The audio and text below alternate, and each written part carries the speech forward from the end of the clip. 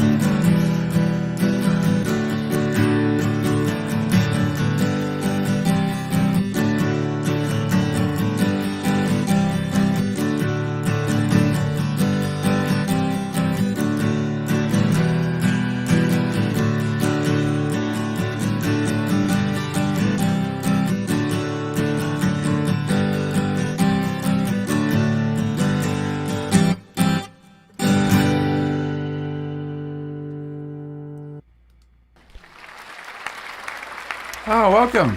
My name is Aaron Short. Welcome to my YouTube channel. Today is Monday, August the 2nd, and this is going to be really fun.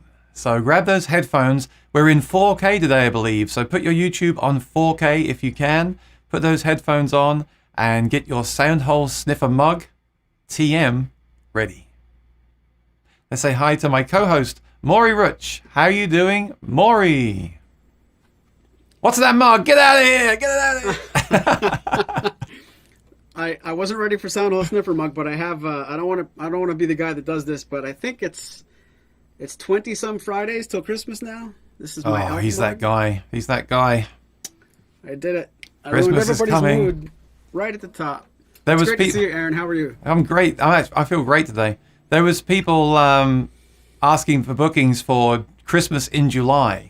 I was like, what's that? I never heard of that before. So on Sunday, Peter Gregg stopped by Saturday. I did Saturday this week. I normally do Sundays for the concert online. It was Saturday. Yeah. Peter Gregg dropped in, so I did a Christmas song for Christmas in July for Peter Gregg. Oh, cool. What did you do? What did I do?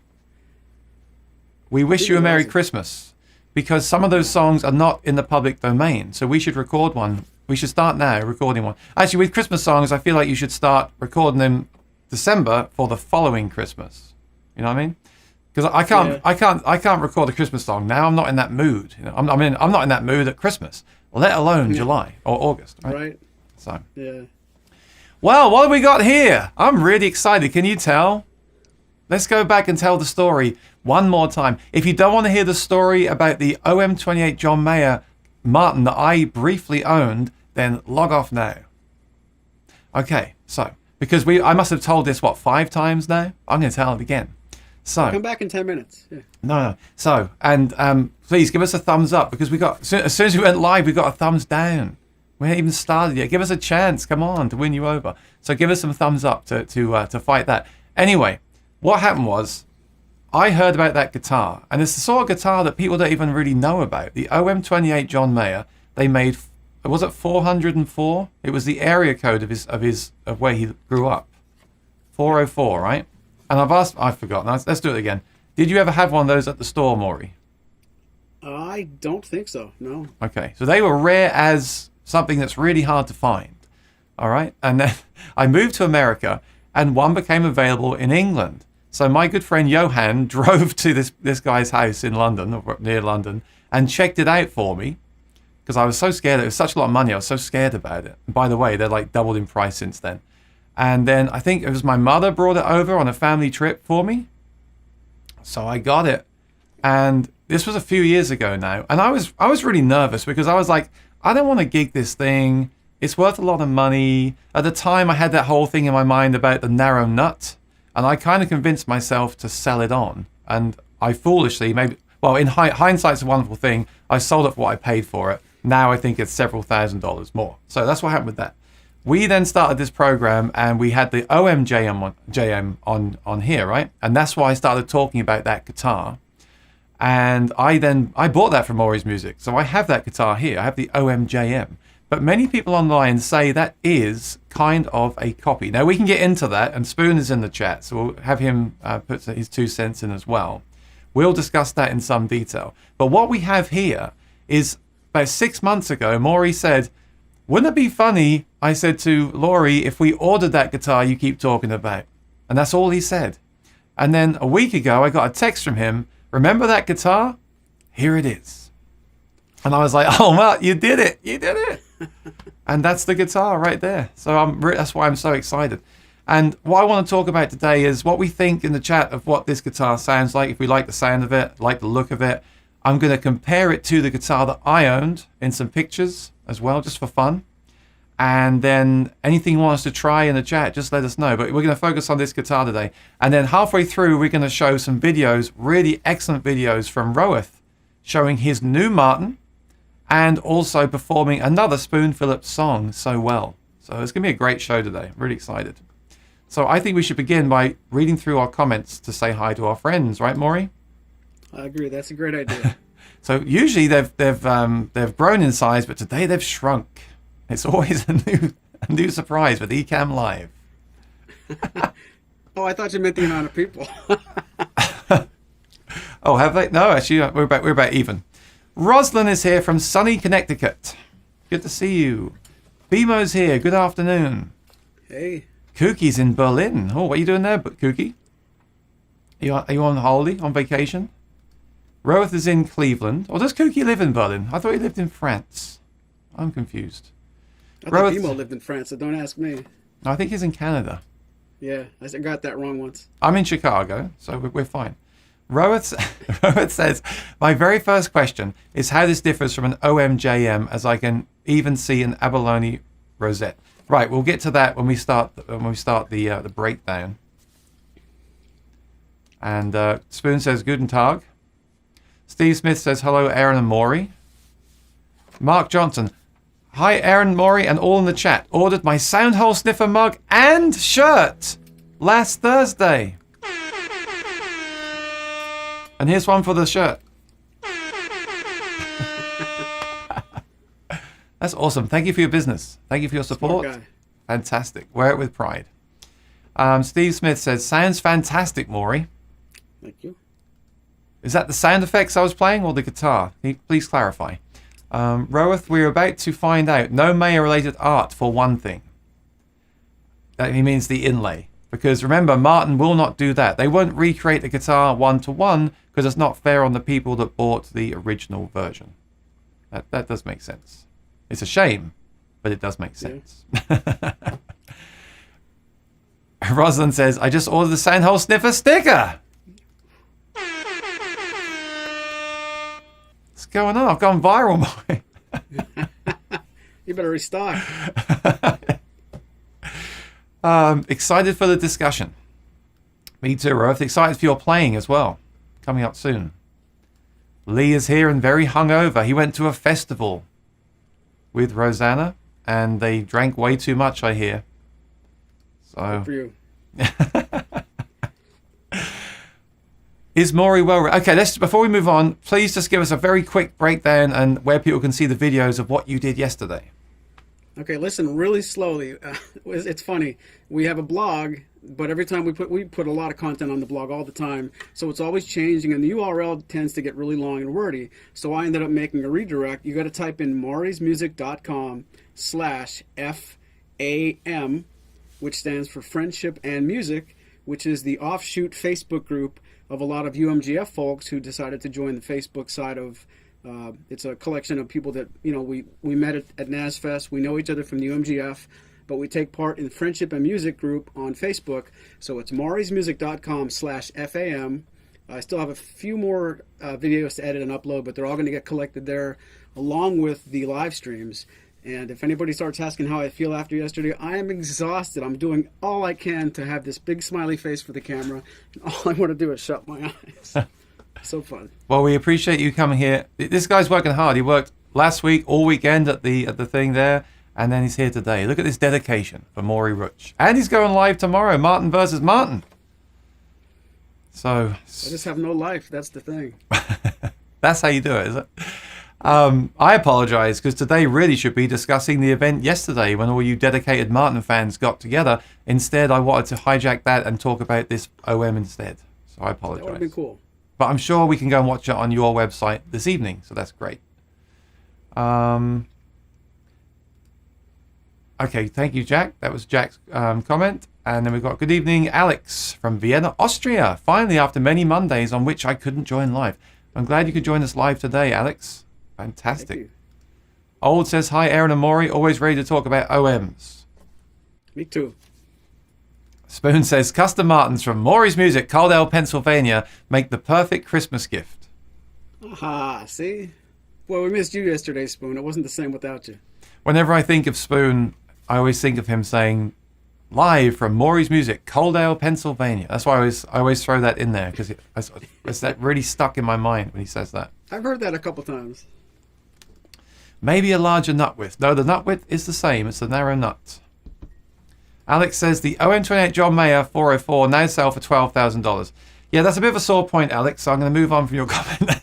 Oh, man. That's really true. I sold mine for $7,000. And it was mint. It was mint and unplayed apart from a scuff on the bottom, on the back where you plug it in. And now I've got to know Martin and different repair people. I feel like that could have just been buffed out, and I'd have had a mint one. Probably would. I mean, I honestly think the one I had would probably be worth about $15K now, because I've not seen one in that condition. You see ones that are gigged going for $12,000. Wow. So if you had one in what they call it, closet classic kind of thing, you know, like basically new. Oh, anyway, yeah, I that is one thing I do regret. But hey, I made the decision. I have to stand by it, right? Here we are today. He's from Connecticut as well. Yes, he is. This guitar sounds beautiful. It sings. My preferences for spruce are Alpine, Engelmann, Sitka, Addy in that order. Strict finger picker here. I was reading about Engelmann before we went live, and someone said on some website, which may or may not, be viable, whatever, but they said Engelmann is actually kind of a substitution for Swiss Alpine spruce. So I'll throw that out to Spoon Phillips in the chat to tell me if he agrees with that. Same neck. Yes, it is the same neck. I think we're going to go through that in a little bit. They do, Spoon, especially when you, Maury, helped me design mine. Thanks, Spoon. Have a great day. Was it Steve Smith that basically got a marquee with a different neck? I was wondering that the other day. I know he's getting wild green Indian rosewood, but I forget about the other specs now. Because I keep thinking about seeing and thinking about those marquee guitars. The only thing that ever turned me off was the V-neck. I keep thinking like that guitar with a modern neck would be fantastic. Yeah. I think that's what he ordered from you. Let's see if he puts it in the chat. Speak up, Steve. Spoon assisted with that. He says, my pleasure. Patsy and Bernard from Suffolk, UK. Alex just sniffed his sound hole.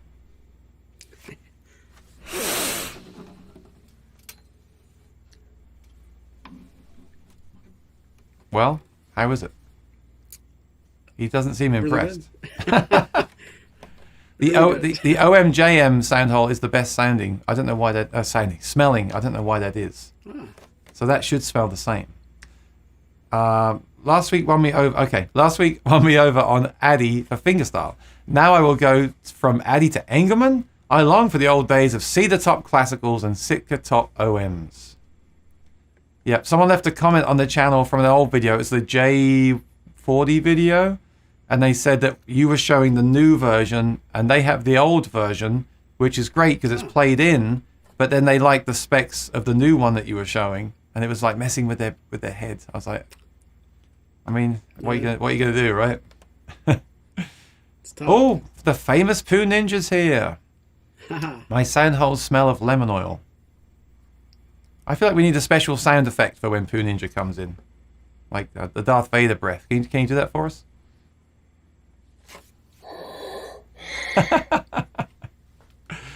I'll do anything for you, Aaron. So it seems. Do you ship sound hole sniffer t-shirts and mugs to continental Europe? Yeah, so the way it works is you go to Teespring, and I'll throw it up on the screen. This is great. Thank you so much, everyone. There you go. So you go there and you order, and they do. I don't ship them out. I don't have a bunch of t-shirts in the closet that I send out USPS. You go to that website and they take care of the billing and the shipping. Yeah, it's very cool. He has minions, in other words. Jim says this every time. I'm late. What did I miss?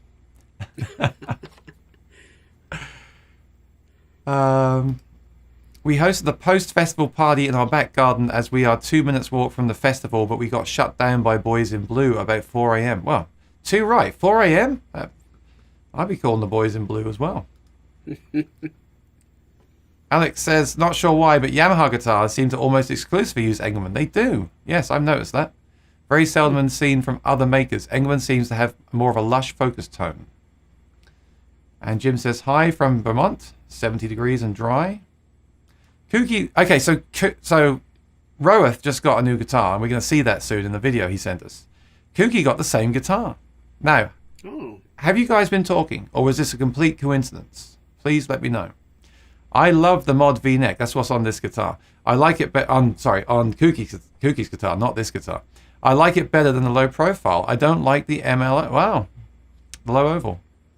See, I'm the opposite. Now, here's a question: can these things change? So I used to think I didn't like narrow nuts.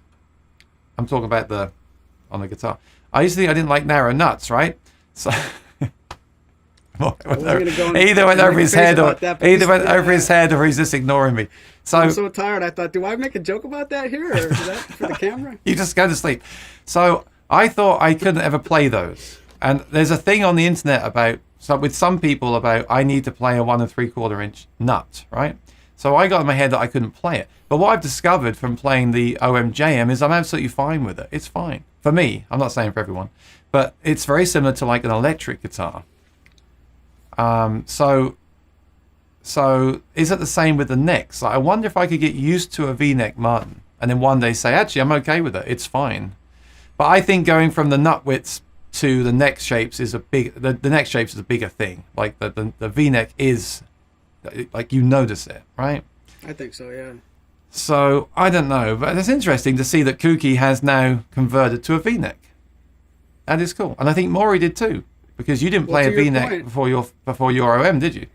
No, and to your point, you kind of stayed away from authentic guitars, played the authentic at NAMM, and liked that neck too. So, there's a good conversation there to have. First impressions versus can you get along with it long term. But yeah, it's a little bit it's worth talking about. There's things that you can change your mind on. I didn't like the authentic up at the 12th fret. I wouldn't be soloing on it, but I don't feel like I would play that kind of music on it anyway, right? I've got the Acoustasonic or the GPC for that, right? I got to try another authentic. That thing had mojo, as they say. Had the mojo. Oh, Chazza's here. Good to see you, Chazza. Perfect person. Hey. All right, here's the first comment from Spoon. In fact, no, I've been talking too long. Let's play something, then we'll get back to the comments. All right.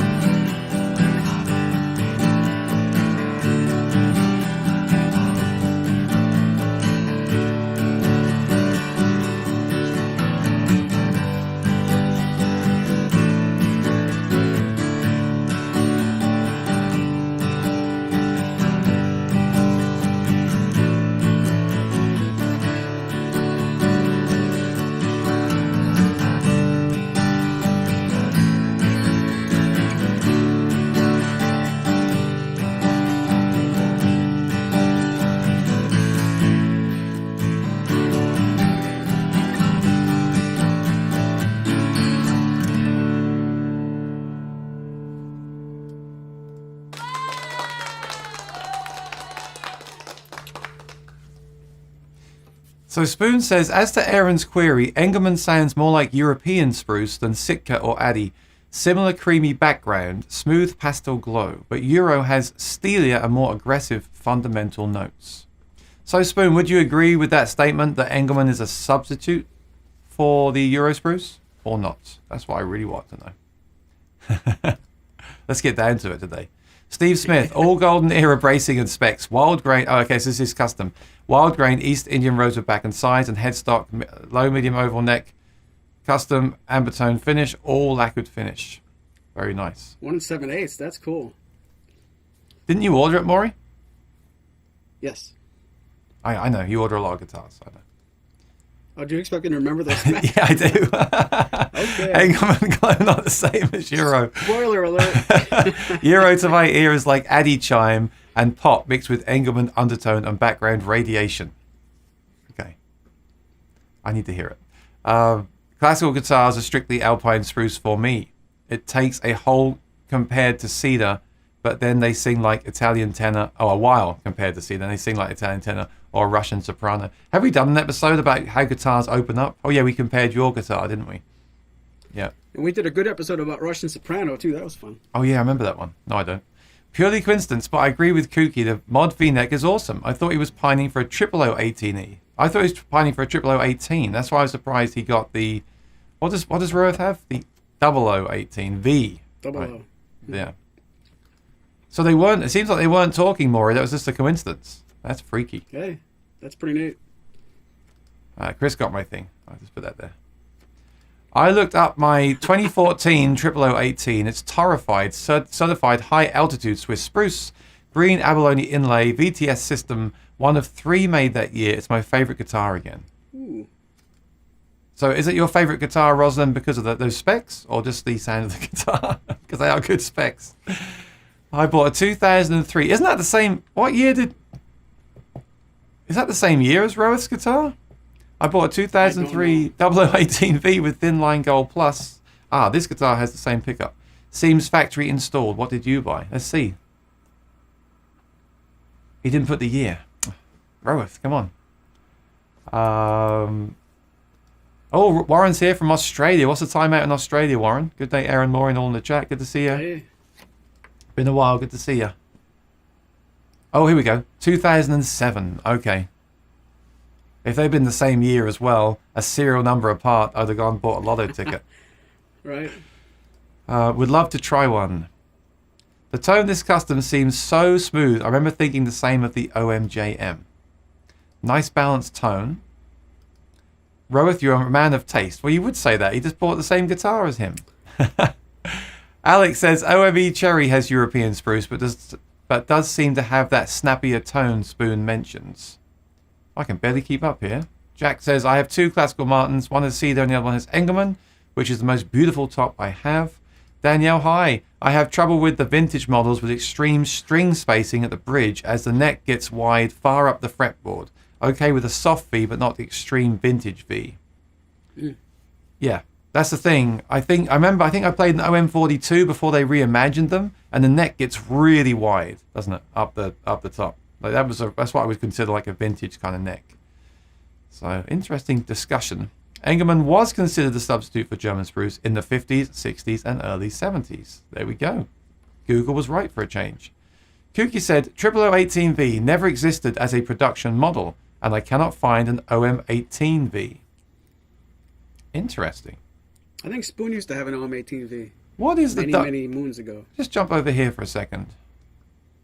It's a bad picture, I know, but so is that it says 00 Classic Fingerstyle? Is that? Oh no, 00 Auditorium, right?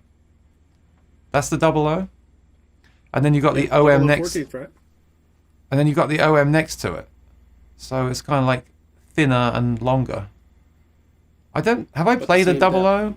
Is the CEO 7 the 00? That's a 00L. So what does the L mean? It's a little bit. It's not exactly a 0014 fret. It's the top stretched to go this direction a little bit. So 00 long. That's what I kind of call it. I don't know if that's really official, but that's what I think when I hear L. Yeah, interesting. Okay, so the CO7 is like a longer version of their guitar, right? Of Kooky's guitar. Slightly. Okay. Very, very close. It's closer to that than it is to a triple O, I think. You know what? Over a year we've been doing this, and I learned something new today. I mean, not that I don't learn stuff from people in the chat, but learning a spec thing like that. There's still so much to learn, Maury. There's so many more videos and streams to do. Come on. There are. I hope there are. Lost my place. Hang on. Thanks for helping me and Maury Spoon design it. Also has an Addy top. Nice. 0018V is also my favorite guitar. This is suddenly the hot top. You better order some, Maury. 6:20 a.m. in Australia. Engelmann becomes way more complex as it ages. Super lush harmonics by 10 years old. Ah, now that guitar I had was 10 years old. There you go. That could be it. I bought it. It was barely played, but 10 years old. Oh, wow. So you get like the best of everything, right? No fretwear, nothing. It's been maybe, I think they had one owner, maybe played fingerstyle on it a little bit, and then the next owner bought it as a learner, as a beginner. Probably for like, I don't know, probably a little bit more, like $5,000 maybe. I don't know, I'm just guessing. And he didn't play it, so that's why he sold it. So, but yeah, I do, it definitely looked like it had aged. It had that orange look to it. You'll see, I'll show a picture soon. I'm currently doing research on a video about stuff. Is it Staffer or Stuffer? Stuffer. Stouffer? Okay, none of them. I'm currently doing research on a video about Stouffer's workshop, where CF Martin learned his trade here in Vienna. I mean to send it to you, but please be patient. It might take a while. Yeah, feel free to share it. And come and do a live stream with us if you want to share the info with us. Yeah. That'd be cool. Oh, the L is slope-shouldered. The auditorium size is 000, 00 is grand concert. I need more pictures to show. Don't make that kind of face, Aaron. You know he's right. He almost came on the show today, and I was like, oh, that's fine. And now I'm thinking, okay, wish he was here now. Philip Watson. Hi, we'll get Spoon on soon. Philip Watson. Hi, guys. Good to see you. How are your guitars, Philip?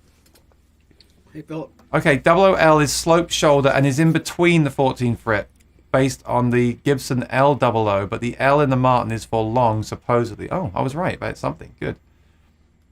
Alex says the unofficial Martin Guitar Forum did a run of the 0018V. Oh, did you know that, Maury? As an official forum custom. That's cool. We know it. We sold about 1,000 of them. That was quilted mahogany back and sides. That was gorgeous. Not sure if it's still possible to order one with their specs. I believe it had a Mod V. I think so.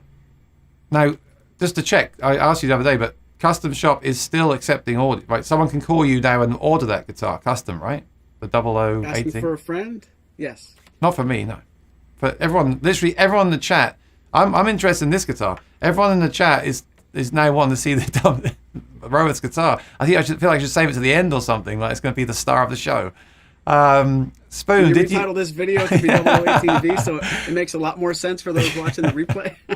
Spoon, did you have an OM-18V? How was the huge string spacing to play? I find it all fascinating how the necks have changed and the spacing has changed. I'd love to see that written down. Is it written anywhere? Like just on a chart? Like when I bet Dick Boak would know. I bet just to visualize it. You know, the whole everything. That'd be amazing. The UMGF guitar is a 12-fret 0018, the first one made since 1934. It was a VS actually, yeah. Philip Watson, hello from Warren. And the 0018 is my favorite this week or so. Next time another guitar will be the one that I will reach for. That's a good problem to have. I'm excited about getting the 00 Earth. So that's a 00L. Okay, so I have played one. Actually, I didn't play that one now. Any news on when they're shipping yet? The 00L Earth?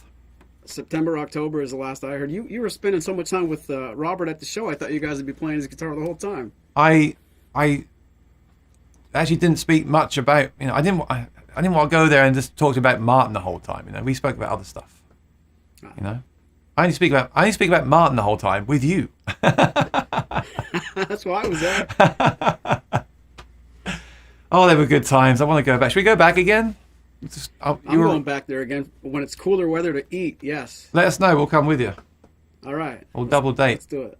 Hi, Aaron. Jason Carter, long time no see, my friend. Hope you're well. Not a clue about Martins, but happy to try one in Germany, just in case the German air affects the instrument. Oh, isn't Germany the home base for Martin? Kooky, the OM-18V is 2 3/8 string spacing like pre-war OMs and the Golden Era Marquee OMs. I had the first one that came to New York City. Cool. The Martin nomenclature falls apart with the 0015 SM. It appears to be sloped shoulder long body, but it's not an L. Also, it's a long scale, but called a 00. And that's why we have all these episodes, because of all this trying to figure this stuff out. If it was like Taylor, series doesn't stay by the rules. If it was like Taylor, where it's like Kooky said the other week, like 114, 214, 314, and then 124, 2. Okay, it makes sense. But with Martin, it's just like these names that don't really. They kind of jump around, and sometimes you don't really know. That makes it more fun, though. Will you show both Roworth's and my video? I'm going to show your video next week, Kooky, because I'm going to run out of time. We've spent half an hour just chatting here, which is great. Actually, I enjoyed the chatting a lot, too. It is sorely missed, has a wonderful tone, but sore when my thumb joint got bad. Yeah, that's the thing. Some people like the V-neck and then move away because of injuries, things like that. I hear that a lot. Was it hard to accommodate to the string spacing? Right. Let's do... can you do some fingerstyle, please? And then we'll look at the pictures and talk about the specs. Absolutely. You do have the specs, right? Yeah. Somewhere.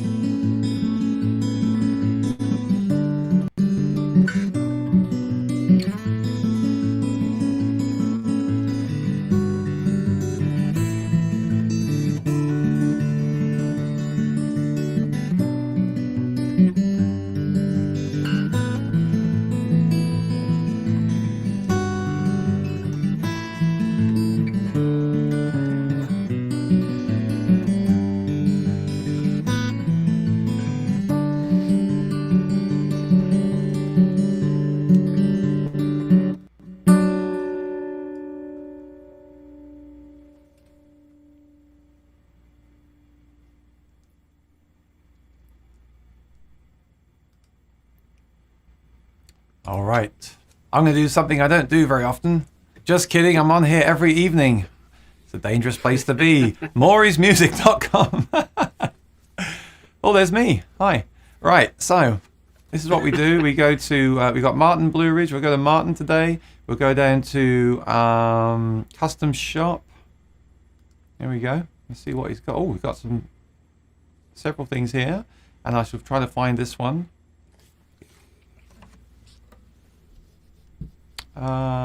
Page 2, maybe. It must be this one. Martin Custom Shop, OM size 28 style with Engelmann spruce top, abalone rosette, and Fishman pickup. All right, so Maury, can you tell us that fateful day when you said you did this dastardly deed of ordering this custom shop guitar, which is very close to the John Mayer. You've put the OM John Mayer here, but I'd say this is closer to the OM-28 John Mayer. What did you do? How did you do that process? Do you want me to be completely real or make a fluff story up? Well, I'll do the fluff. So he calls John Mayer that evening and says, Aaron Short won't stop talking about your guitar. And John Mayer says, I know, it's driving me crazy, man. I got these restraining orders out there, and the guy, I don't even know this guy. And then Maury said, look, I think we can shut him up. Can you send him one of your guitars? And John Mayer said, of course not. The guy's a lunatic. And so then Maury said, okay. So he said to Laurie, let's just order one of those custom guitars, and that will shut Aaron up about that John Mayer thing. Is that what happened? That is, and John Mayer gets along better with Laurie than he does with you. But if I remember the story right, which I'm famous for not, I had always thought about doing something like taking an original limited edition and going through the custom shop, but I never really took it and went far with it. It was just an idea and it stopped. You and I had a good conversation more than twice, and I think either on air or we might have started on camera and talked afterwards. You actually reached out and said, could you please find out? So we got a quote going, not attaching you to a sale, but you kind of got the ball rolling with us, and I handed it to Laurie, and most of you guys know Andrew is in charge of the custom orders here at Maury's Music, and he had a couple of custom orders to go that week. I added that to the pile, and on a Friday we'll bring Laurie all the custom shop orders we have people committing to or ideas for store stock, and that was one of them. And then Laurie just really casually said to me, I got Andrew's email, which one of these guitars are we ordering, or which ones do you guys want to add to the list for our store stock? Are we doing Aaron's? So it kind of got nicknames around here. This is Aaron's guitar. If you would literally look in emails, intercommunications within Maury's Music, this custom was Aaron's idea. So when it first arrived and we passed our inspection, Andrew said to me, these guitars came in, here's what you have to clean up on certain ones, and Aaron's OMJM is here. I said, oh yeah. And That's awesome. I emailed you. Yeah, so you're kind of, whether you want to take credit or not, or attach any kind of, I don't know how connected you want to be to the idea, but the truth of it is, it went from the idea stage to asking Martin to do it, hugely based on your input. And then we just figured we always want to bring in new ideas. We always add new, if we order 2 or 3 customs, we're going to probably add 1 or 2 to make it 3 or 4 and get something for our stock that nobody necessarily asked for, but are good ideas. Besides the typical guitar, we'll take a D18 and make it Adirondack, or take a D28 and make it narrow. That was an idea you started, but we took it all the way, and it showed up and it was great. And I said to Andrew, I'm gonna fire off some pictures to Aaron, and we're just like laughing because we knew as soon as you would see it, you just I have to have this guitar, and it came out really well. I should have said, yeah, whatever. I'm into I'm into Gibsons now. So first of all, there is a law in New York State. If you refer to an instrument as someone's name's guitar, that is then their instrument. Because you refer to it in the business as Aaron's guitar, that is now Aaron's guitar. That now belongs to me. Boroughs, though? Isn't that just Brooklyn? Oh, but that's in New York. Are you in New York? No. Oh, darn it! All right. So. No, but the truth is, I said, yeah, can you... So what I said to Maury was, and this might be interesting for someone that's looking to do a custom order, right? I said, can you basically copy it 1-to-1? I know you can't do the inlays, but can you copy it 1-to-1? So I think Maury asked Martin for the spec sheet, but I don't know if they had that or still have the exact spec sheet, did they? I can't remember. I think they just... For it. Yeah, their first answer was no, but then we did some digging around, and we basically figured out what this could be without his signature and the you'll talk to that point about the different inlays that are really subject to that specific instrument. Yeah, and you can't get those. And those inlays were really cool. I'm not a huge. I mean, okay, I was about to say I'm not a huge fan of signature guitars. I own the Noel Gallagher and the OM-JM, so clearly I am, right? But the whole signature on the guitar, because the Noel Gallagher doesn't have a signature written on it, but the OM-JM and the 28 did or do. So I'm not a huge fan of that. But the outline around the headstock looks fantastic on that guitar. Yeah. And so the bridge, right? And the bridge, yeah. We'll take a look in a second. Let's just go through the specs. This is, I think it's important this week. So this is the spec sheet from the custom shop, right? That we see on the screen. It is, yes. So dovetail neck joint. Now that's a big one. When they first made the OM-JM, they gave it a mortise and tenon neck joint. And that then became a simple dovetail neck joint. And Spoon, if you're listening, please elaborate on that for us. But this has the 28 series dovetail neck joint, and I assume that will make a difference. That's a pretty big upgrade, and that's probably the main difference, I would say. So 0014 fret Engelmann spruce. You've got the abalone rosette. Now I'm a huge fan of that. I think that should be on all Martin guitars. I think that just looks classy. No, I do. I love it. I think it should be on everything. X brace scallop. I'm not sure if the OM-JM. I'm not that much of a fan. I don't know if it has different bracing or anything. I just know hasn't got the dovetail neck joint. I can't remember. Scalloped. It's scalloped, but does it have the same bracing not pattern, but the actual braces? Are they exactly the same? I can't remember. To my knowledge, yeah. Oh yeah. They are? Okay. The reason I say that is that some people talk about that OM-JM like it's a 15 series or something like that. Or was it 15 series? Like they say it's not a 28 series instrument, and yet the price is high because it's a signature model. I'm sorry. I thought you were talking about the original OM-JM 28. I'm sorry. No.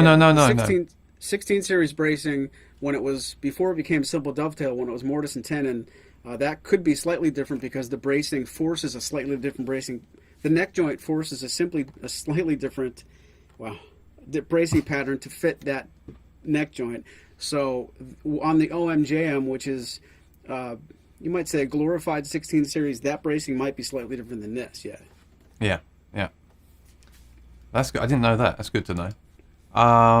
So low profile, standard taper, 1 11/16th, 16th, I can't speak either, inch nut. Is the saddle bone or synthetic? With this being the pickup under it, should be tusk, but I think I might have expected it to be bone. It should be tusk, but the original John Mayer was bone. The OM-JM is tusk. I mean, that's an easy change to make. Oh no, it says a tusk saddle. This looks like bone, so I got to double check all that. So the specs on this website could be completely wrong. Well, one of them. That one. This looks like a piece of bone, so I better check that. Yeah. Yeah. Okay. So hang on, I'm confused. Before I go on, is this spec sheet on your website from that custom shop order spec sheet, or is it could it be different? We copied it from that. Yes. Okay. So you're saying you spec'd a tusk saddle, but it might be a bone one. In this light, yeah, and I don't take what I'm looking at in this light to be anything true. So, quick question: can you tell the difference between the two by sight? Oh yeah, you can. Okay. I mean, that's an easy thing to change, but yeah, I know all Martin acoustic electronic guitars have those synthetic saddles. They say it transmits the sound more evenly. There's less imperfections than there can be in bone, but I know the original guitar had a bone saddle. Yeah. All right, cool. So let's look at the pictures then. So where are we? We go back. I'll stay on here for a second, and I'll go over to my pictures. So there you go. Very nice top.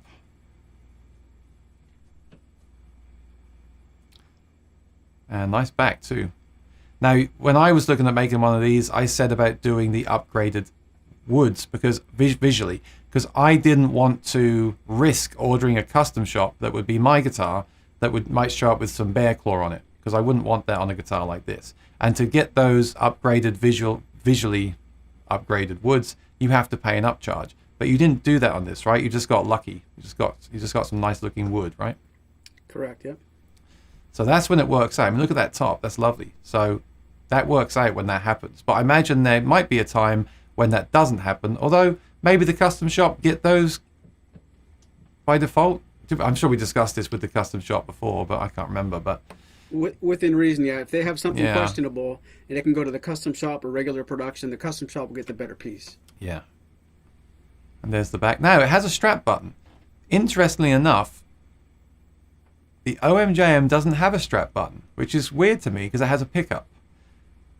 Did the original guitar have one? I don't think it did. So you probably added that as well, right?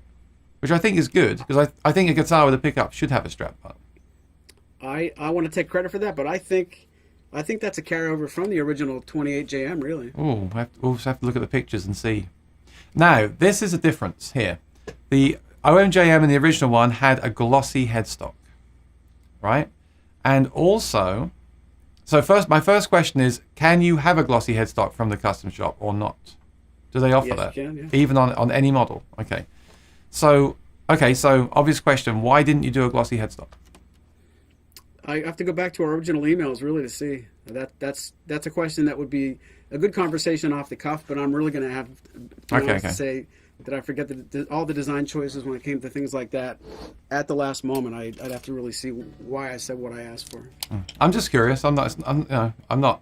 It doesn't not a deal breaker for me. I'm just curious. I was actually reading online a while ago about people taking the tuners off and glossing up their headstocks anyway. It's like an hour's job to do that. Yeah, you can buff it up, yeah. And that's the tuners, open gear tuners. All right, cool. So I feel like we've been away from the chat for a long time. I'm going to go back there for a second, and then I promise after this chat run through, we'll play Roeth's video because that's what you're all waiting for. I know. All right. Old 0015 SM. The S is for standard body size, which is what Martin called 12 fret designs in the 1960s onward. The M is for mahogany. Awesome. It gives me joy buying guitars I've always wanted, says Philip Watson. Yeah, I think that goes for all of us, doesn't it? Standard model for 12 fret versus orchestra model, which meant 14 fret began in 1930. But the S was not added to the stamp until Martin started making 12 fret guitars again, like the D28S and the D35S. A spoon just seems misnamed. 15 series are hog top, so M seems redundant. To me, it should be an OM-15SL. They're debating the names in the chat. It's a dangerous place to be. Danielle remembers several years, every Gibson-style semi-hollow I saw at Guitar Center had a D-shaped neck. Not sure if that was passing fad. It felt very strange and found my thumb was almost searching for center line. Oh. OM is 14th fret. Yes, it is. I do know that one. Olds. I remember one thing. That's what I remember. Olds. OMs are always 14th fret. That's what it means. And in modern times, long scale. 12 fret triple O's were always long scale. Are you confused yet? Oh. Maxwell fan. That picking sounded rather nice. How many like to see a traditional pyramid bridge on the OM? I do. Yep, I do. Old says, got it. The L thing specifically means the guitar based on the OOL. The 14 fret slope shoulder dreadnoughts are called DSS. 12 fret triple O's weren't being made then when Martin changed the 14 fret triple O to short scale in 1934. He should just be on this program. Why is he typing instead of talking? Kooky says, if it doesn't sell, it's Aaron's fault. Good point, More. If that guitar sits there for a few years, then that's a good t-shirt idea. You'll say to Laurie, yeah, that Aaron Shorts idea was terrible. Get him on the phone. It's starting to make sense. Yeah, for me too. Eastman OM confuses things as they have a Martin triple O scale length. Eastman, wow. Come on, get it together. That's different. What do you think of the Eastman OM? We're getting really off topic now. Maxwell fan, the OM-21 Special had the pyramid bridge, as did various limited editions. Martin went to the belly bridge very early into 1930 on the original OMs, but yes, it looks great on an OM. Can I take a real fast time out to just get something off my chest I've been holding in for 7-8 months? Okay. Spoon, if you don't put together either a vlog or a podcast or a YouTube show soon, saying things like that for an hour straight. I don't know why you won't. And I would watch every second of it. And let us know in the chat or later or email somebody. I think this kind of stuff that Spoon's just throwing all over the chat, it's content that I want to see more of. And I'm shocked that it's not already on some kind of program. So a podcast would be amazing. Like if he just chose a topic like the OM and just spoke about it for an hour. I'd listen to it while I'm out for my walk. That'd be amazing. Thank you. But I want to get him back on here soon. I've had a thought about doing like a mini series with him. Would Maury be on? Would you mind if it was just me and Spoon? Would it hurt your feelings, Maury? Of course not. No. That's what I'm trying to say. Like, I think there's so much out there that has to get documented. Yes, I'm going to try to tap into that. There's a few like vintage Martin stores in New York City, good ones. So I'm considering, or we were talking about the other week after NAMM, because I played that Authentic, doing like a little mini 3-part series, maybe like a live stream discussing. He could discuss mostly on the stream what goes into a vintage Martin.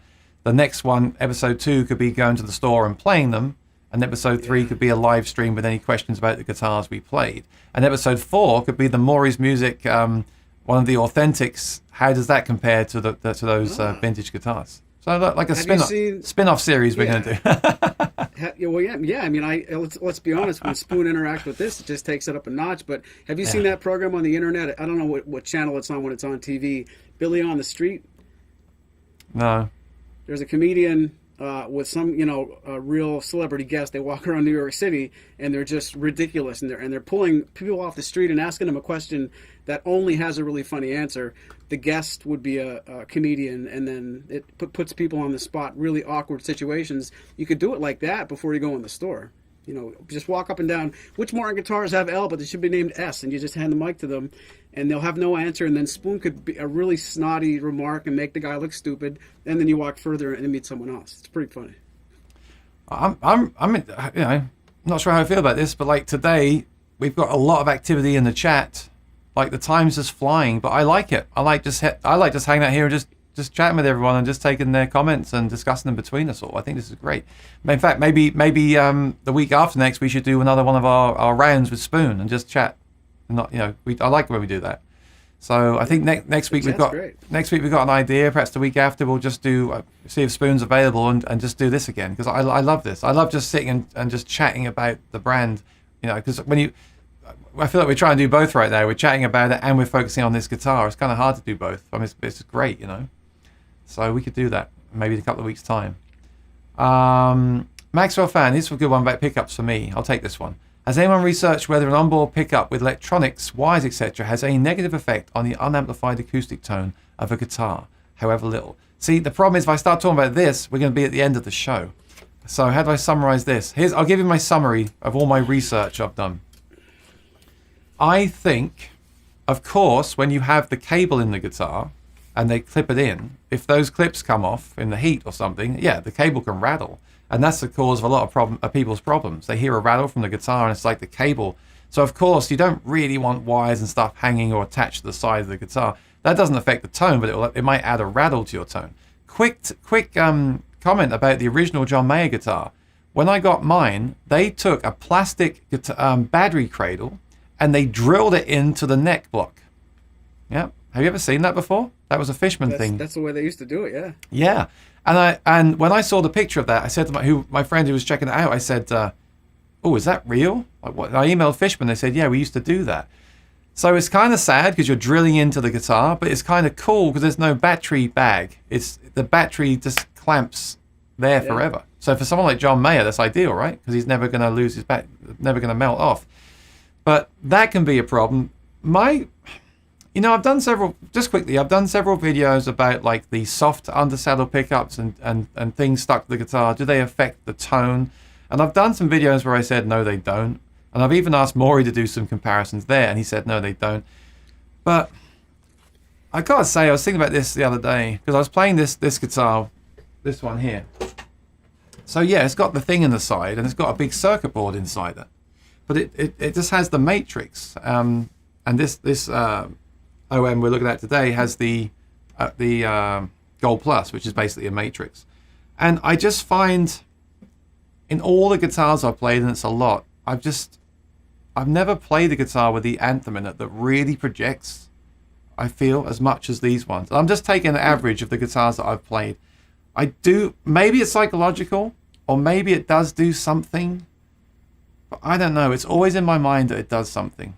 But I will also say this. When I did a comparison between the HDC and the HD with brand new strings on both, and I did a blind test, we did it in the living room, I got it wrong. So I think some of this stuff is psychological. Like, there's stuff in my guitar, right? I want my guitar to be stuff free. Yeah, yeah. But my advice to people, like on the forums, when they say, what pickup should I get? It's like, well, here it is. If you plug in once a year, K&K, or maybe a sound hole pickup. I don't like those because you can't sniff the guitar.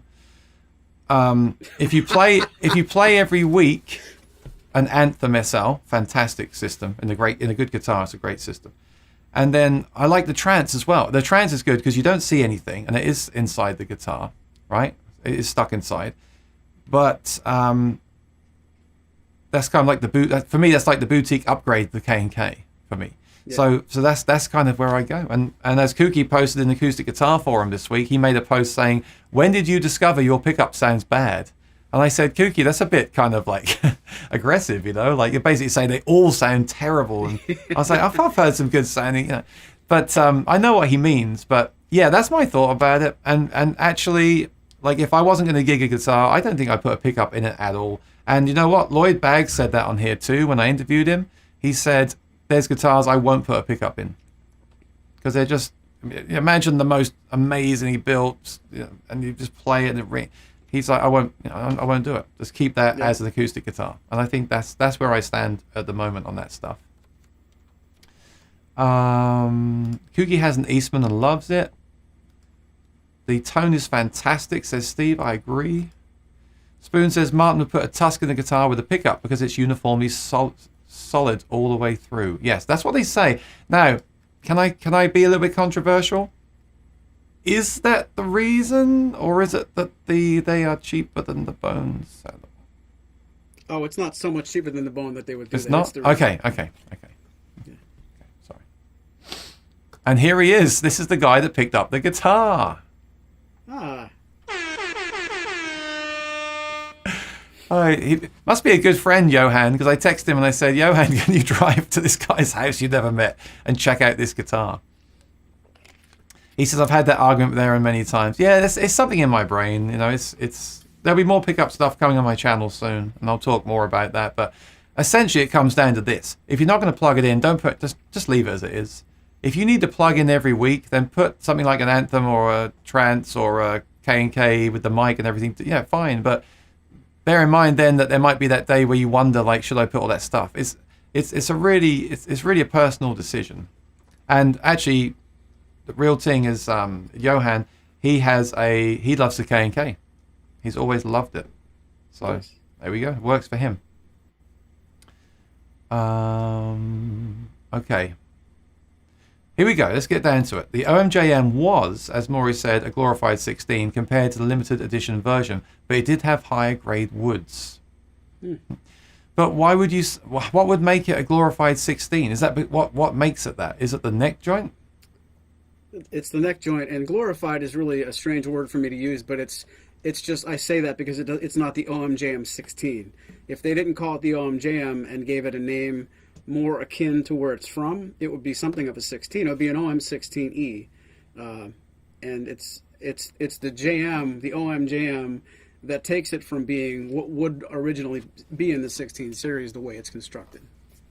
But what are the actual differences? Like the 16, does that mean like the grade of wood no, because he said the wood's grade was higher. So that's the asterisk. It's the fact that it's a simple dovetail neck joint, and you could get into semantics after that, because 16 series, depending on which level you're going with, that could be satin back and sides. If Martin came up with something at NAMM coming up in January, that it was a 16 series with an Engelmann top, rosewood back and sides, a simple dovetail neck joint, and nothing to do with an artist, it would be something 16, and that's where that conversation goes. Okay, but it wouldn't be full gloss. It wouldn't be it wouldn't be that. So it's not really fair to say that, right? That it's a glorified 16. Right. I think that's just a nickname for if somebody wants to know, what am I buying? What would this be if it wasn't named him? And that's how you have to go back to its lineage and am I getting a 13? Am I getting a 15? Am I getting an 18? You're getting a 16. Kuki says, I still cannot stand bear claws. He's still picky. I think I said that doesn't bother me anymore. Really? I was looking for something. No, it's not true. It's just I've said this before. It's just the way it looks. It's like my Fender Acoustasonic has that streaked ebony, and I think it looks cool. I like it. It's when you get that beautiful guitar with that one little, it's just like, and even then it depends how it looks. And then for some people, they don't care at all about that stuff. So, but no, I think I said on the stream that it doesn't bother me anymore. It bothers me less, Kooky. Let's put it like that. Martin has only started the strap button thing in recent years on electric acoustics. Yes, Spoon, but it's not on the OM-JM. I'm pretty sure Maury did not order the gloss headstock because Aaron never brought it up. Well, here's a question. On the spec sheet that Martin found, would it have said gloss headstock or not? If we really did get the original spec sheet and my rep took the things off of it, like the silver border on the headstock, silver border on the bridge, and took off the name, and then we stopped there, then it's really just a matter of me going back to the emails and the hard copy of the spec sheet. There is an equal chance that we saw it and decided against, or my rep found the original sheet and it didn't show gloss, or we consciously took it off. But that's something I really do have to find out. Says, I like the matte age tuners too. Yeah, I'll show that in a second. What is both of your opinions on different pins for the HD28 as far as sound, rather than the stock pin? So Steve, let me just divert you, just to save some time. I made a video. I used some pins that I got from Maury's Music, and I did a video comparison of the nice Lux pins and bone, and also plastic. So go watch that later. It's an awesome OM. I've been appreciating the smaller bodies. Yep, smaller body is good. Tried ebony and came back to plastic. It's a good thing to try, because it's not, it's like saddles and pins. It's not a very expensive thing to experiment with. So remember, Maury sells them because that's how he started, selling Martin accessories. I know that because I heard him on the Fretboard Journal.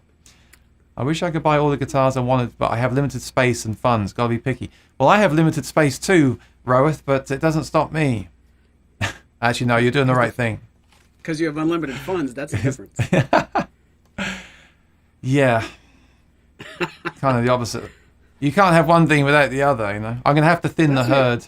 I'm going to thin the herd. That's what you told me when we decided to be friends. Come on, don't. No, I'm going to thin the herd. The thing is, I have some plans for some videos. I got really cool stuff happening this week. Please tune in this week. But I have plans for videos. I was doing my live stream concert on Saturday, and we started talking about pickups, and I said just off the cuff, hey, maybe I should grab all the different pickups I have here right now and do a live stream for the like acoustic guitar forum, where we basically just play through all of them and discuss them all in a live stream. Because once I start thinning the herd, because I've got too many and I want to switch some around, but if I do that, I won't have the ability to do that again. So that would be an extremely geeky live stream. But I don't know. Maybe I should ask them in the acoustic guitar forum if they want me to do it. Nice. I think DSS is Dreadnought slope shoulder, or who knows, maybe Ditson style slope. The Ditson company commissioned the original Dreadnoughts around 1912. Any thoughts on Bird's Eye Maple? I'll let Spoon answer that in the chat, Rosin. Sorry, I'm going a bit quick because the time is going. I would watch a history of Martin guitar construction documentary style video from Spoon. That could be something cool. There we go. The 2-hour plus Q&A that Aaron did with Spoon is evidence that folks are interested. Yeah, okay. I'll see if Spoon will come on in a couple of weeks' time. We'll do it again. We'll do 2.5 hours next time. Maury's like, oh no.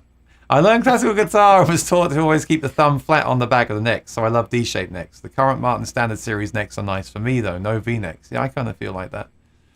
but I didn't have classical guitar lessons, unfortunately. Roeth, how many acoustics do you own? Aaron, to me, the full dovetail is a major watershed. Simple dovetail is greatly improved from the Morton Tenon, but the amount of wood-to-wood contact for energy transference is closer to the Morton Tenon than the full dovetail. Is a walking Martin encyclopedia? Oh, Spoon is. Have you authored a Martin book? Oh, he hasn't, has he? Dick Boger's done a lot. I think it's time for Spoon to continue. Okay, I have 3 acoustics. Says to... recently I've got into playing 12 fret guitars for fingerstyle. Yep, that's nice. Danielle, I wish I kept all my old Mandolin Bros catalogs. Yeah, really miss reading those instrument descriptions. I went there once. That was a cool place. Around 1900, they called the style where you wrap the thumb around the bass strings American style versus Spanish style. Dr. McFarlane's in the house. Hey. Johan, I have a beautiful fan fret Avian which has had persistent cable hook loosening problems. There you go. I actually dropped it off on Saturday with my tech and said they need to do whatever it takes. Yeah, I hear they got the drills out, Johan. They're gonna drill them in with metal hooks. That can happen. The battery bag fell off my Gibson because of the heat, so you got to be careful. You can also use stronger glue. So the guy that does my guitars here, he'll use like a little bit of super glue or something, just a little tiny bit, just to make it really stick. That's cool. If you're not going to take it out again, that's a cool idea. Stan J at Mandolin Brothers. Oh, right. Yeah. So me and Nathan both bought these at the NAMM show, the new ones, and I'm back to the old ones because when I talk with the new ones, they like make these weird noises in my ears. So that's an ongoing saga that will be on my channel. That's what I'm doing now. I'm doing more like journeys of my experiences rather than just like a review. I want to do more like I just got these, and then this is what happened in week 2, and then this is what happened here. So it's more like a diary, a diary kind of thing. I think it's more interesting. Well, I think it is. My 0018V has a battery holder screwed to the block. There you go. Can you send me a picture of that, Kooky? There is a Martin sheet that explains how to swap the battery. That's why I kept the Gold Plus. So that's the same pickup as in here, but this one has the battery bag, right? Yeah. But they won't screw those in anymore, which I think, it's a cool idea, but then you've got a hole in your guitar, so I get it. Used to put my Carter in standard series, changed the bone. Then had warranty issues with some guitars because the electric output was uneven. Okay, that is true. I take it back. Fair enough. But I personally, if that was a synthetic saddle, I would put I've always changed them for bone. I don't know how different it sounds, but I just like the idea of it being a bone saddle, I guess. Unless I keep a separate guitar for gigs, I definitely don't want stuff inside my best acoustics. Exactly, that's how I feel. So, Spoon, we need more of your knowledge. I changed out all my Carter saddles with bone, but did have one saddle that made the pickup wonky. Okay. Every time I've done that, it's not been a problem, but if it can be a problem, it makes sense, because bone is not as consistent. Engelmann, some people think it's German spruce, but it's not. It's not from Northern California. Oh, it's from Northern California and British Columbia at higher altitudes. There's a small population in Mexico. Okay. Lutz spruce is a hybrid of Sitka and Engelmann.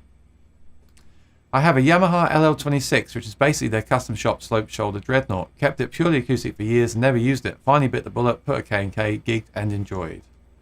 Yep, that's a nice guitar. He had that a while. Glorified 16 at the time meant Martin put the Morton Tenon and the 16 series bracing from the day in various Ardus models aimed at younger players and charged a lot for them, more than a standard series model. I see. But one thing I'm not clear about though is this guitar, Maury, is the bracing the same as the OM-JM or the OM-28JM?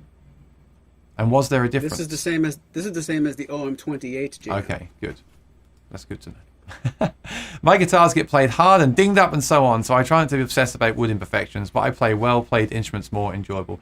Yeah. Okay. We're all different, Johan. Yeah, look at Maury's guitar. You ain't got a guitar like that. My gloss headstock comment was a joke, but I bet they charge an unreasonable amount to gloss the headstock. I'm sure. Well, everything from a custom shop is an upcharge, right? Everything you add is it's not, you don't order a custom and get a free Engelmann top, do you? Right? Yeah, of course. I was led to believe there was some sort of video being shown at some point. Yeah. I should play it at the end, Spoon. The cool thing about pin, nothing against Roeth. I've just got so many comments today. I want to get through them.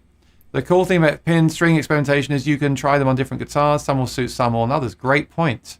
So order them today from Maury's Music, Cardell, Pennsylvania, and try them in your guitar, and then let us know next week how it sounded. My 2008 OM-28E came with the Ellipse Aura. Had a huge preamp controller held in the sound hole with magnets. Replaced with K&K and Bone Saddle. Now it's the best sound guitar I've tried. So old, I think, is agreeing with what I said. The real thing, from Kooky, my 2003 18V has 18 years of wear, scratch and dings. I love it. It feels like an old friend. Time to order those authentics. Kooky79, love it. The way it should be. Oh, they're all against me. Get out of here. It's my YouTube channel, and you can't tell me. Hey, Maury, your 21 fan videos you did are awesome. Thanks for sharing. I agree. They're great. Oh, thank you very much, guys. Check that out. It's maurysmusic.com/FAM. And Engelmann is commonly used for classical guitars, and now Maury's going to play a classical piece for us.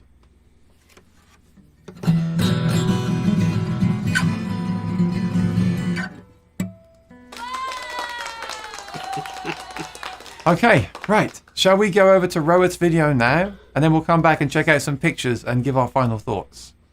Okay, this is great. So check this out. This is Roeth showing his new guitar, which coincidentally is the same guitar or same model of guitar that Kooky got. We'll see his next week. And then he's going to play a piece on it as well. So here we go. Hello everyone.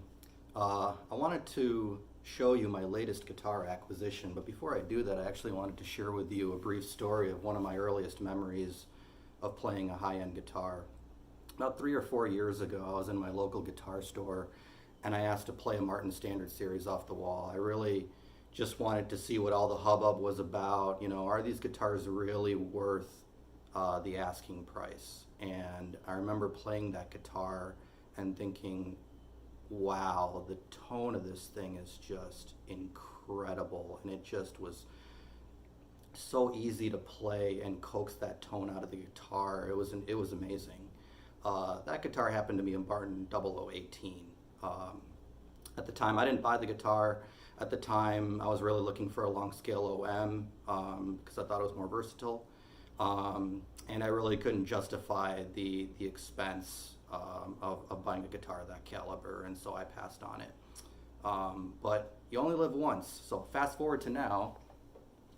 This is my newest acquisition. This is a 2007 Martin 0018V, and this guitar is just incredible. I mean, the first time I opened the case, my jaw dropped because it was such a beautiful guitar. It's in really good condition for a 2007. There's a couple of like really tiny dings in the top, but otherwise it's in great condition. My only complaint, if you want to call it that, is I took a close look. I think the headstock has wings, and I don't think I would have even noticed that had it not been for watching Aaron's YouTube channel. But yeah, this guitar, it's beautiful looking. It sounds incredible. And it's extremely comfortable to play. I was actually looking for a short scale 00 guitar that had wide string spacing, that was just like really responsive for fingerstyle, and this thing just hits all the marks. And even after 14 years, it still smells incredible. Oh yeah. So in the companion video, I'll actually be playing it. I decided to play the beginning of Spoon Phillips' epic tune, The White Lady of Tutbury, from his album Lost in Haunted Ways. So, enjoy.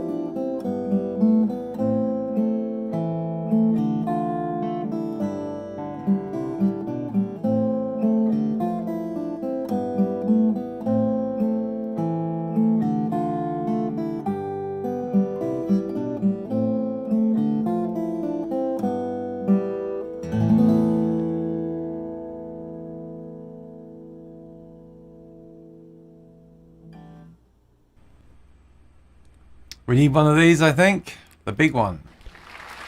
Wow. That's really, really, really good playing. I know we have guitar players all over this chat, but in case you're not sure how tough that stuff is to play, you should be told that is really, really hard stuff to play. I'm very, very envious, Rohith. That was amazing because he did the... Well, first of all, he had a fantastic T-shirt on. Something like sound hole sniffer? What a great idea.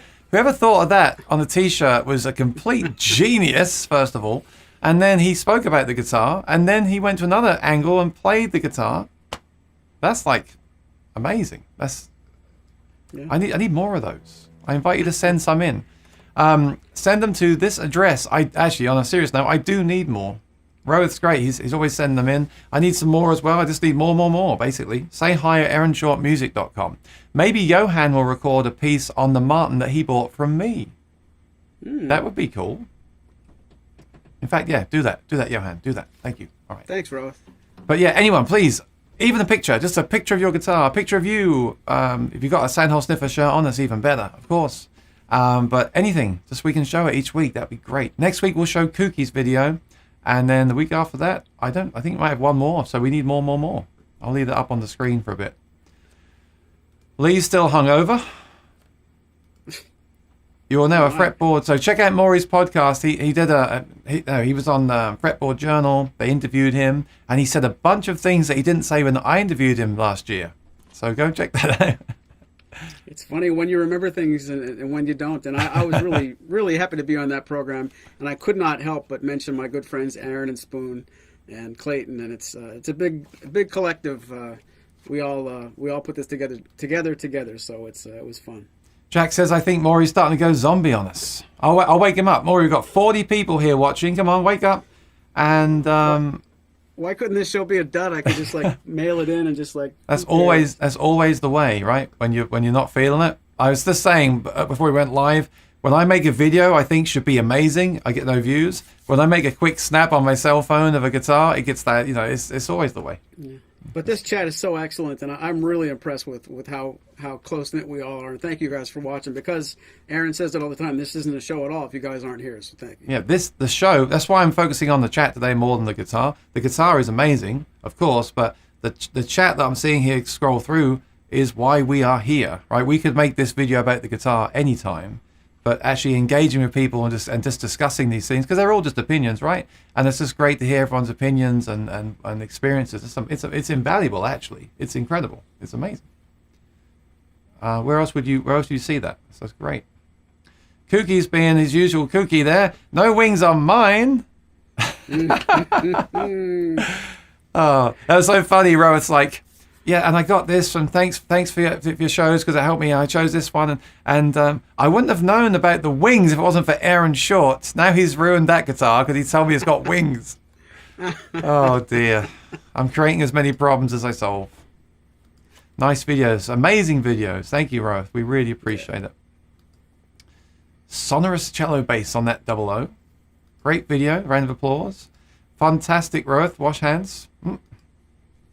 Roth. Lovely playing, Roeth.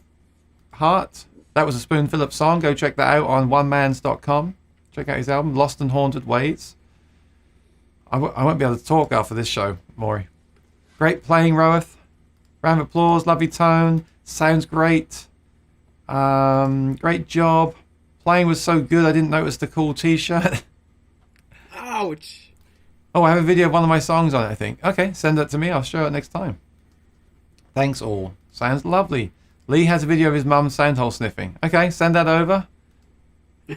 Aaron, Maury, and Clayton, awesome group to hang around with. Thanks, old. You too. Thank you. Are those Tusk bridge pins on Roeth's guitar? Roeth will answer. Jim, 41 watching, 21 thumbs up. What's the problem? I was just thinking that. 41 people watching and only 21 thumbs up, 1 thumbs down. So just go to your app and click on the like button. Or do it. I'm not going to say one more charming thing unless I see more likes. Yeah. If you put likes, it'll wake Maury up. I don't think we've ever had this many likes before. It'll wake him up. Either that or a coffee. It's funny. Aaron was talking about a non-disclosure. He can't tell us about what's coming on this week. I heard something that I probably shouldn't say in front of Spoon, but I think Roeth played so good a minute ago. There's a new album out called Haunted and Lost Ways on Roeth's channel. I can't confirm that, but I think that's going to happen soon. Can we reveal this? When will we see the Maury's OM-28 V signature aged? What day is it today? Well, aged. Do you really think Maury would age the guitar he sells? I mean, we'll find out. Watch this space. If you take aged off that, it might not be long. It's coming to a YouTube near you soon. I think they're plastic. I bought buffalo horn bridge pins from Maury to replace them. Oh, cool. Thank you. Nice song. Roth did it justice. Who likes jumbo frets? Why do some manufacturers insist on fitting them? I heard today they have an effect on tone. Anyone know what effect? Can you do something on this errand? Yeah, we haven't done frets. We could do fret wire. We have never done that. I'll need someone on here that knows about fret wire, though. Nice playing, Roth. I bought another new guitar, a Gibson... What? Another new guitar? That's number 3. J45 original ebony. Somebody... Well, when I was at the Gibson garage in Nashville, they had something like that. In fact, did you get it from Gibson direct? Because I played one, an original J45. They had 2, and they were fantastic. Oh, good job. As a show of appreciation for the warm, friendly chat participation, everyone here today will be getting a complimentary OM-28 with Engelmann spruce top. From you, Alex? Thank you, Alex. We appreciate it. Courtesy of who? We got 25 likes now. Keep clicking. Keep clicking. Only people who have a YouTube account logged in can like or comment. That's right. That's the thing. When you're live streaming, there could be thousands of people watching, but you don't know because it only shows you the people that are actually logged in. So you have to remember that when you're live streaming. Right, look. Now we're going to look at the guitar because I feel bad now. I feel like I've got to do another episode on this guitar now. How can we do that? Let's see. So this is the guitar. Really, really nice top. Really, really nice back. You have to agree. I wonder what grade that is. I think they used to write it inside with a pencil and they stopped doing that because I used to go in there with a iPhone and try to figure out what grade my top was. Now I'm just kidding. I'm not that bad. But it is a nice looking piece of wood and it's a nice pick guard, right? That is a nice pick guard. Here is the headstock. Okay, so it's got the same style logo. It doesn't have the gloss finish on the headstock, which is like a 40 series thing. And then the tuners are open gear Martin branded vintage tuners, but they're not glossy. They're not what's the word? Not shiny. They're not shiny. So that's another question I have for you, Maury. I've never even seen these tuners before. Have you ever seen this style of aged tuners and that shape on another guitar? On some customs, yeah. You have? Okay. Mm-hmm. I imagine they could be changed out, right? If you wanted to put the shiny ones on there. Oh, yeah. Yeah, that's not a problem. Right, now we get to the fun stuff. This is the guitar that I had, and this is the guitar that Maury has. So let's look at them. Okay, from that angle, they're exactly the same. I'm not sure if the one I had a strap pin. I don't think it did. And you see, stuff like that would have been a problem for me, because I'd have been like, well, if I'm going to gig it, I need to put a strap pin in there. And then if I need to suddenly sell it, they're going to use that against me, right? Someone said, don't hit twice, yeah, because I'll unlike it again. and don't miss either, because you'll hit the dislike button. Okay, back and size looks similar. I think maybe I know. I was going to say the original one might look a bit, dare I say, better, but they're pretty much the same. Nothing will compare to that original guitar because it's $12,000. This on the left was the original. You see that pickguard? So it's the same shape. It's basically the same, and it's got different. Every pickguard has a different pattern, right? You can see this. It's weird that the guy that sold this, he didn't take like just one picture of the guitar. He took all these kind of artsy pictures of it, so you can't just see the top of the guitar. It's kind of weird. And my only regret really was not making videos with it because I'd have got loads of views. Let's face it. Yeah. You see, if you look at the bridge on the left there, it's got that line. So the bridge and the headstock had this outline around it. This looked fantastic. I love that.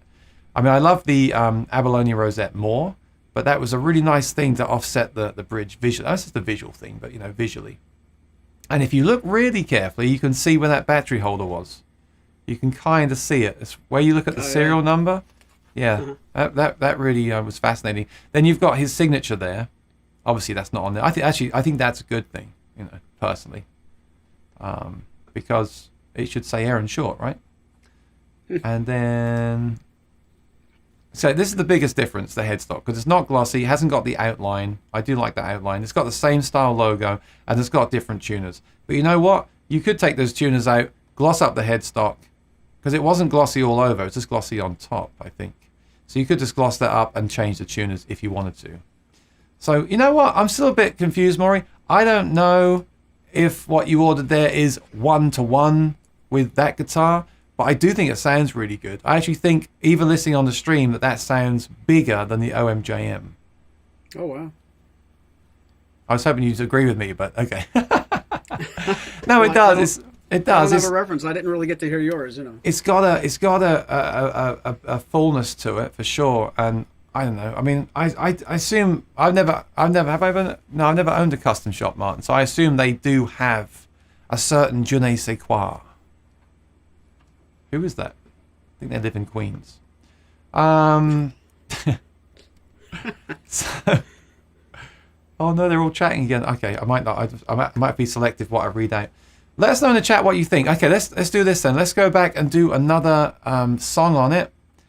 I was going to say, can you play some John Mayer, but I'll get a copyright strike, so we can't do that. Can you play something in the style of John Mayer? That would be cool. I don't know if I can. Can you play that riff you played earlier, but kind of adapt it so it doesn't sound like that riff? Let's put him on the spot now. I play it so wrong, I don't think any algorithm's going to catch me doing it. So yeah, sure.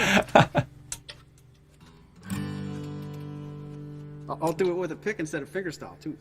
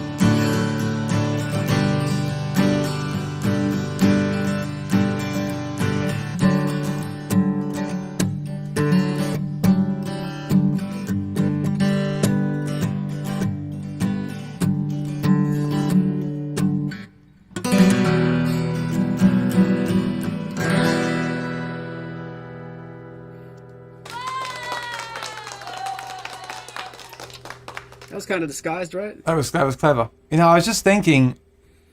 Remember what I said about pickups? Like mentally, it can affect me. It's the same with the saddle, because if you told me, oh yeah, if it said on that sheet it's a bone saddle, and you said it's a bone saddle, I never would have questioned it. But it's that whole thing of just like, it's one of those things I think with guitars, like knowing, you know, like this was made in the custom shop. This has a bone saddle. This doesn't have, you know, like a load of stuff. It's like. Yeah, I know. It's a real thing for me. I don't know if it's a real thing for other people, but it's definitely a real thing for me.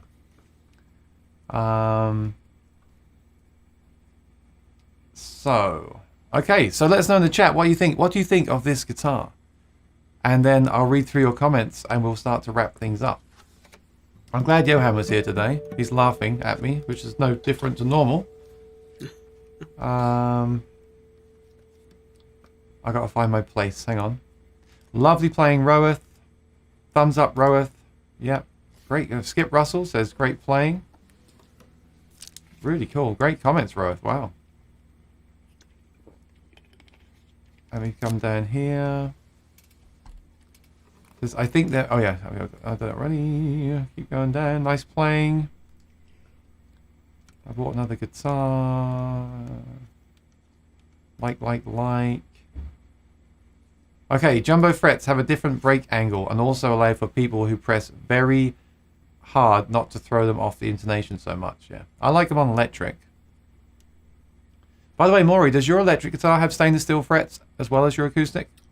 My electric does not, but on the jumbo fret topic, I think the Blue Ridge guitars, those frets are taller, if you ever wanted to do a comparison there. The brand, what brand tuners are on this Martin? They're Martin brand, but they're made by Goto, aren't they? They look like they are. That I have to check. I know they're labeled Martin. Yeah, I don't know the story behind that. This is pretty geeky stuff, right? Like Goto make tuners for Martin, because Martin don't make their own tuners. But then some of those tuners they make say Martin on them. We need to get someone back on from Martin for these questions. The headstock logo is silver though, like the OM-JM. Back stripe looks like the HD zigzag. Yeah, I think the back stripe is the same. Let me see. I can't really see in this picture. I think it is. It's not very close up. And then what was the other thing? The headstock logo. Headstock logo. Let's see.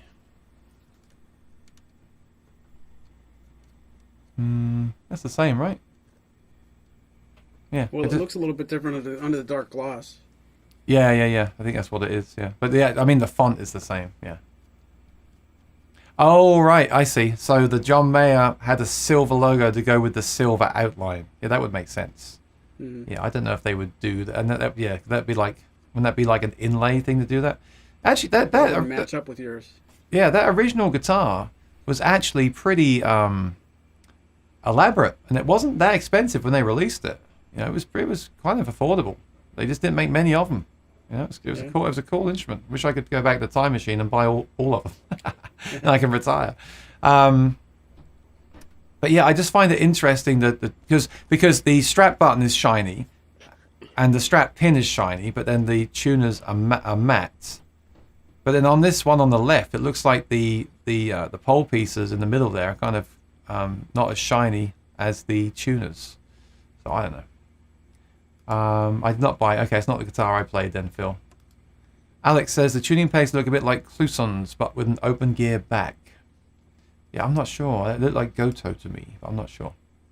It's likely grade 5-6, but it's for Mori and the custom shop artisan when and handpicked the top. Yeah, remember that is visual.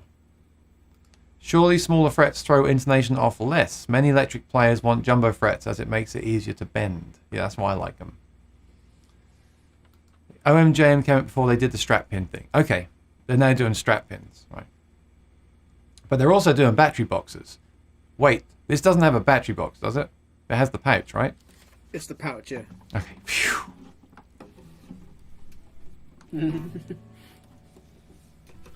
That scared me a bit. Because I'm not a fan of those battery boxes. I'll tell you why. I know. Because the battery lasts so long anyway in that pickup. You don't need it. Okay. Maury wants to sleep. Okay, I'm almost done. Okay, question for Spoon. I slept during the videos. That's all right. Will Martin... That's not very nice. That was our friend Roworth. Will Martin torify Engelmann? Do you know that answer? Yeah, they will. Okay. I had an acoustic refretted with jumbo frets when Aaron and I were in a duo. It made it much easier to play lead, but it was harder on my calluses. Or only Sitka and Addy. Yeah, they will. Oh, but then Spoon says, I do not remember. I do know they will BTS European now, and even mahogany tops, so the answer is probably yes. For those who must have a gloss headstock, me, says Chris, it takes about 30 minutes to polish a satin headstock to make it gloss. Oh. I've done it to a Larrivée Martin. I'm doing it to Yamaha. Now, Chris, here's a question for you then. If you do that, is that how Martin do it? Like, will it look the same? Or is it just like, is it different? Is it like it's glossy, but not glossy like the glossy headstock on the OM-JM? Like, how do they do that? Is that gloss kind of applied, or is it buffed to a gloss? That's a question I'd like to know. It's buffed to a gloss, and to answer before Chris does, I think you can probably take it more than one level. You can gloss it and stop, or gloss it and go further, and then you have so much play depending on how thick the finish is. But you can probably, within reason, decide how glossy to go. Oh, that's why my satin guitars, when they start going glossy when my hand's rubbing on them. Yep. Yeah. And then, like I always say, the gloss guitars start going satin. Yeah. Well, it's weird. Okay. Yes, they tried to do it for the OM-28K 1931. Could get the Koa Tor. They're talking about torification in the chats. You need more string slapping. Yeah, that's what John Mayer does. It's a royalty-free version of Why Georgia, yeah. Or wrong. Spoon says, sounds gorgeous, just an infant. What I'd like to do, Maurice, get this and do what the guy did. Put it in the case and leave it for 10 years. And then take it out. Like, okay, here we go. Sure. That's like Aaron Short VTS. Jerry Cherry's here. Hey, buddy, in Brooklyn. My house is too small, but the guitar sounds amazing. Sounds very nice. I think I would like an Engelmann top guitar. A bit compressed, notes are more focused. We're just enabling people here, Maury. Jim says, how about the nut? Oh, what's the nut? The nut is bone. Yeah, on this guitar. That's definitely bone, yeah. Yeah.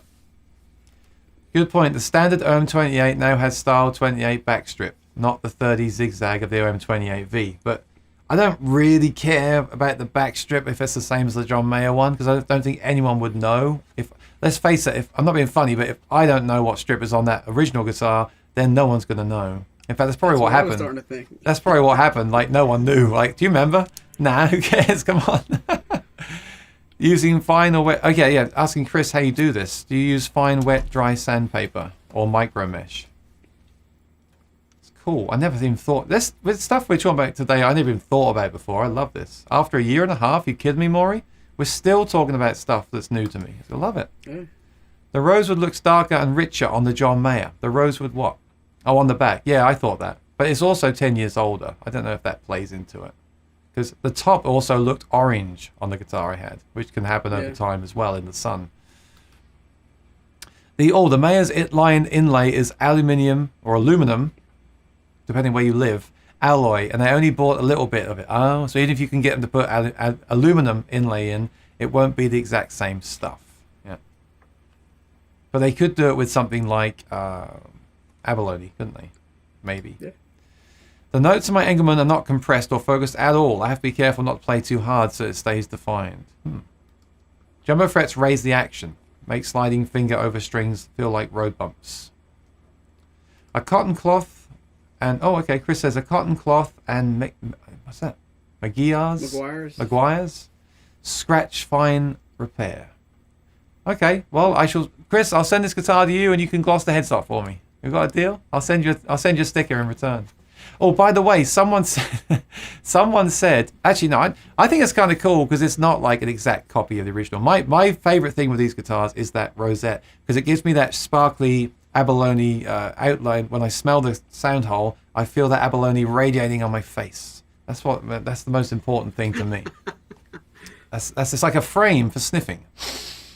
Yeah. Someone said earlier, I missed it. They said, I forgot to read that one. They said they ordered a sound hole sniffer sticker as well. Thank you. Loving it. I'm feeling the love today, Maurice. It's great. You should. It's wow. I love it. I love this. Good point about intonation. Jumbo frets allow players with good technique to use the break angle. I find them fatiguing. Looks like gloss. Oh, so you can gloss it up. Okay, it's good to know. Now, I personally would never do anything like that because the sort of thing I would do is ruin the guitar. I remember when I was a kid, I took a price sticker off a CD and I left, I couldn't get it off, and then I used like soap and water and it went in and ruined the booklet inside. So that's I stay away from that stuff. I'll adjust the truss rods, but I won't do that kind of thing. But it's good to know you could have it done in the future if you wanted to. I just call Robert Getzel. Hey Robert, can you gloss my headstock, please? Yeah. Comes to as being a more modern focus sound. Bass legend Lee Sklar uses mandolin frets for that reason. Oh, mandolin frets. That's cool. Feels like fretless. Oh, a fretless Martin. That's awesome. Fretless Martin. Steve Smith. Beautiful Martin Roth and sounds amazing. Yep, that did sound excellent. Both playing and guitar. Rosalind says, like Oprah. I'm lost now. To my eye, the Style 28 backstrip draws focus. The zigzag not so much. So the wood takes the focus. Wow, that's pretty intense, Spoon. I like that. I haven't even thought of that. Maybe I got to start thinking about the strip. Oh, strip. Something strip. Maybe I should do this. Just strip something. Yeah. Okay. I could use my car detailing gear. Nice. All right, Johan, can you try that? Let me know how it works out. And next time you visit, can you do it? Another good point. Engelmann overdrives much easier than other spruces. Euro is next. It takes easy strumming and loves relaxed finger picking. Well, we haven't compared Sitka, Engelmann, and Addy yet. Yeah. Wow. Absolutely agree. You must remove the tuners or you'll get a halo of fog around the post. Oh, yeah, of course. Yeah, you would take the tuners off completely, then gloss the headstock, and then put the tuners back on or replace the tuners. So that's easy. Very cool. Do wings come on custom? Does that guitar have wings? They'll come on customs if you don't spec a 12/4 neck, but this does not have wings. Oh. Phew. Woo! Dodge the bullet. You know, I'm more worried about like certain pickups in guitars affecting tone than wings. I maybe it's more of a visual thing. I know some people are really like I'm visual with the tops and things, but some people are really visual, right? Some people don't like controls on their guitars, and some people don't like certain things because they want to look at the guitar as much as play it. And then some people just want to play it, and then some people just want to look at it. So, you know, Yeah. to each their own. Okay, quick question from Jim. How do you ungloss the neck? That's a great question. Can that be done? I don't know that you can take the gloss away. You can probably make it feel different. I don't know if you can take the shine away. That's something I don't know. Johan says you can use a fine sandpaper. I guess in the way when you're strumming and it makes it go dull, you could dull it with a sandpaper. Now, by the way, none of these ideas are endorsed by Martin, Maury's Music, or Aaron Short Music. No. Do this off your own back. Do not come The to me. opposite is endorsed by us. Steve, wings I use on big leaf mahogany, an endangered species, and allows them to get one more neck out of a block of wood. Oh, there we go. You have to ask for no wings. But we've seen less wings lately on the new guitar. We haven't actually had a guitar on here this year with wings, have we? I don't think so. I think Maury returns the ones with wings because he knows that I'll see it and make a big deal about it. I'd be interested thoughts on burnished necks. They are amazing. What's a burnished neck? I don't even know. I'm so glad Johan was here. It's his first time here. We've been friends, lifelong friends for years, and it's the first time he stopped by. My first question is, why is it taking you so long? And my second thought is, great to see you here, my friend. Do send a video of you playing that Martin, so I'll show it the week after next. Ungloss your neck by playing it for 70 years, then till the lacquer comes off. Yeah.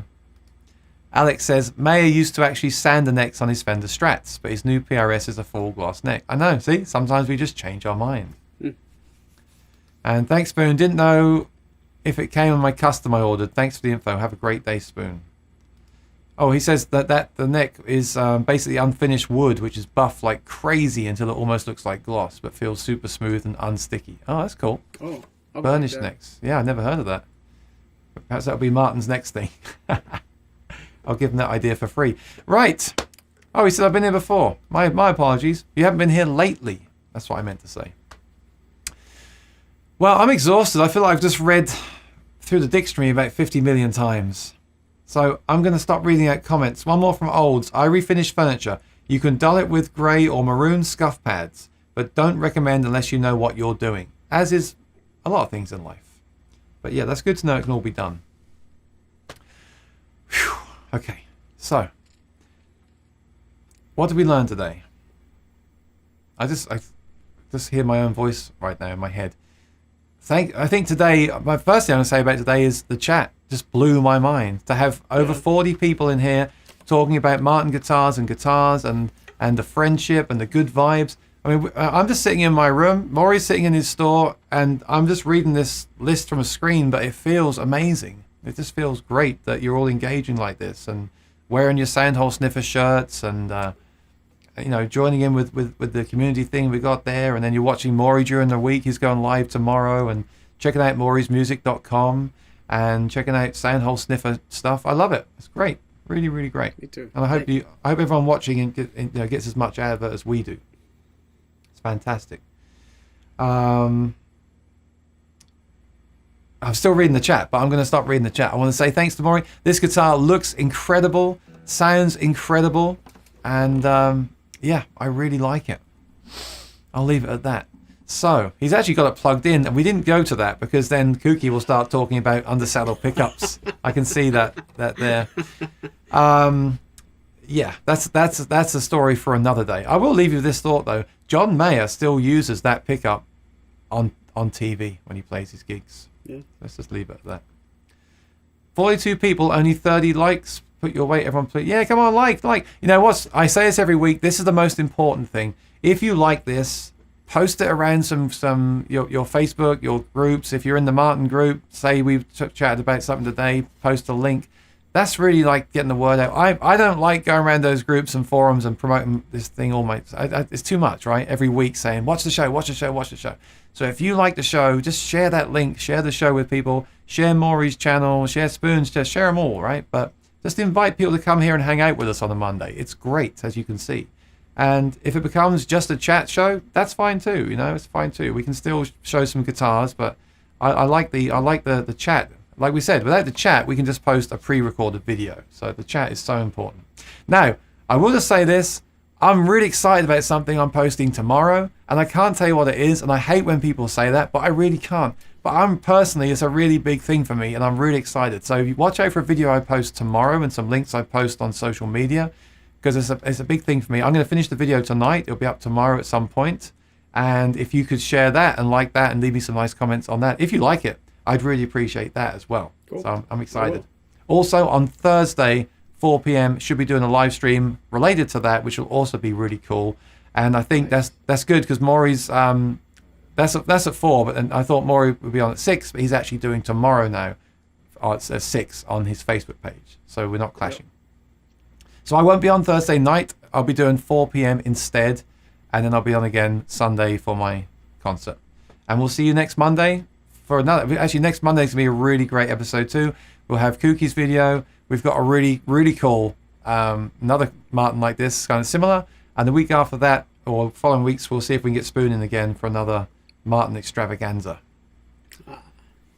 Beamer says maybe John Mayer will buy that guitar, Maury, as a spare, and then end up using it more than his main guitar. Wow. He should. Oh, by the way, one more thing. Martin posted the video of them restoring his guitar. It's got millions of views. Go and watch that. That's a really cool video. They show them fixing it up. That's really cool. Right. We say go have a bourbon. Bourbon is a... Oh, that didn't sound good. Bourbon is a biscuit in England. I mean bourbon. Go have a... That was a pick, right? I got so tired. The headphone fell out of my ear. Oh, your headphone. Yeah, that happens to me. Not with the customs, but the customs don't fit right yet. Go have a bourbon and get some rest, Maury. I will. And,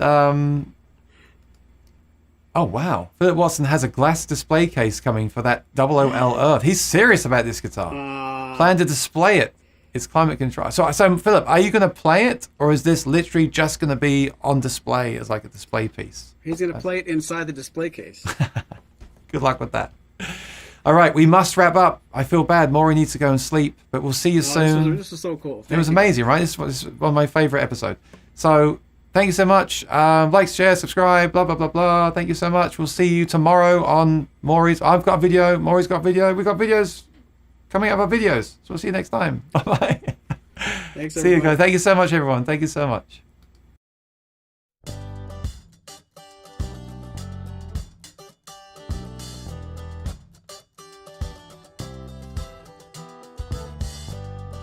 I'm not lost, but I'm